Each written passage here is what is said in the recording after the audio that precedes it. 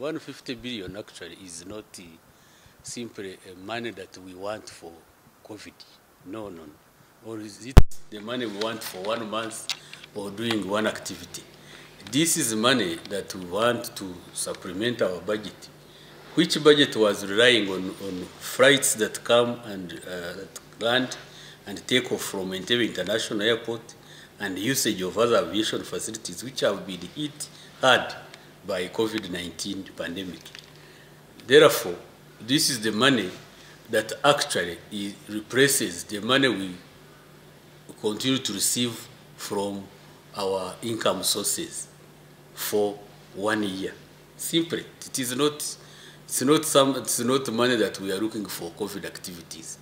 It is money that should be put in place to support our activities throughout the year, because of the fact that we do not have income as we had planned in our budget. To cover the normal operational activities of Uganda Civil Aviation Authority. For instance, payment of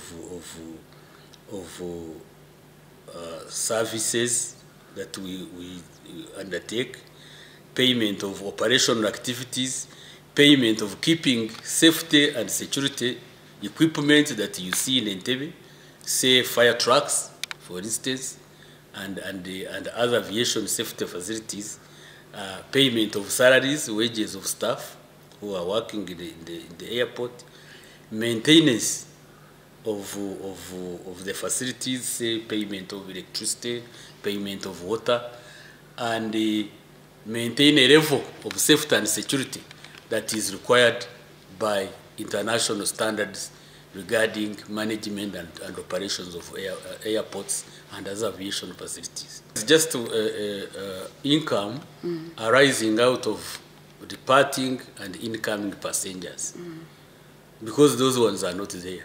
Although there is cargo has not, by the way, increased so dramatically.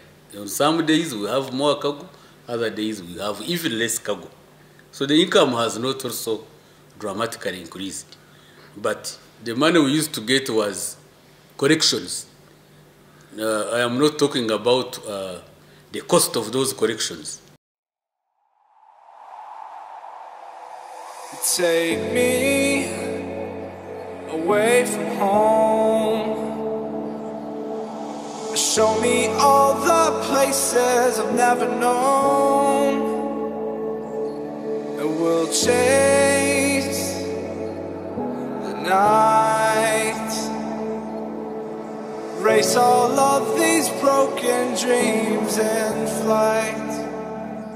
Very much. And we'll This afternoon, among others, we have had a meeting with the Civil Aviation Authority to assess the impact of the COVID-19 on their operations, and also to discuss measures and the stimuli which they need to revamp their business.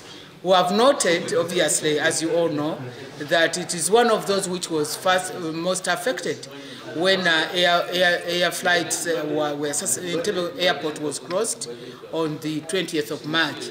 They have had negligible business, only handling cargo and some transit passengers being repatriated, and passengers for those countries who are repatriating their nationals from Uganda. So out of the almost 1.6 billion they were collecting every month, they hardly collected 1 billion shillings, and that has seriously hampered their operations. Plus, the new operating procedures for them to operate in accordance with the WHO regulations and also the government operating procedures. And for that matter, they have submitted a budget covering 14 months of 150 billion shillings. This budget covers the immediate term requirements for them to be able to open in the medium term and also in the immediate term, and also for them to operate in the medium term for 1 year. We've noted, however, that the budget is rather big, because we did not have the details, the detailed breakdown of what it was going to cover. But we were all convinced that they need money for that airport to be able to operate in an efficient manner and a manner which fits international operating procedures in view of the COVID-19. But we also took off time to challenge them on their operations in the medium term. We also dealt quite a lot on the aerodromes and airports in the country, whereby we don't have an airport which is another airport to Entebbe, which is an international airport, which can be used in case of an emergency. They told us that they are looking at rehabilitating Arua Airport and Gure Airport and Nakasongola to make them international airports. But in the meantime, they told us that if there is any emergency, they use the neighboring countries, which didn't sound well for us. We want our own. But at the same time, since we are now promoting exports, we want them to rehabilitate and to modify the aerodromes in the country so that the tourists who come to Uganda find it easy, short and cheap to go to the tourist areas without the inconvenience of traveling, for instance, 36 hours from the time the tourist lands in Entebbe to go to the mountains to go and see the gorillas. Whereas in Rwanda, it takes 1 hour from Kigali Airport for tourists to go and see. For restart or reopening of airport and aviation facilities. The restart will not be easy, honorable members, as I have just said, because it needs very big investment. Therefore, reopening of operations will depend on the level of risk assessment at regional, national, and entity levels. ICAO has already issued a state letter, honorable members, and when you read it actually, you realize that we are in for it, more or less. We need really to do investment. Because aviation, we receive people from other airports.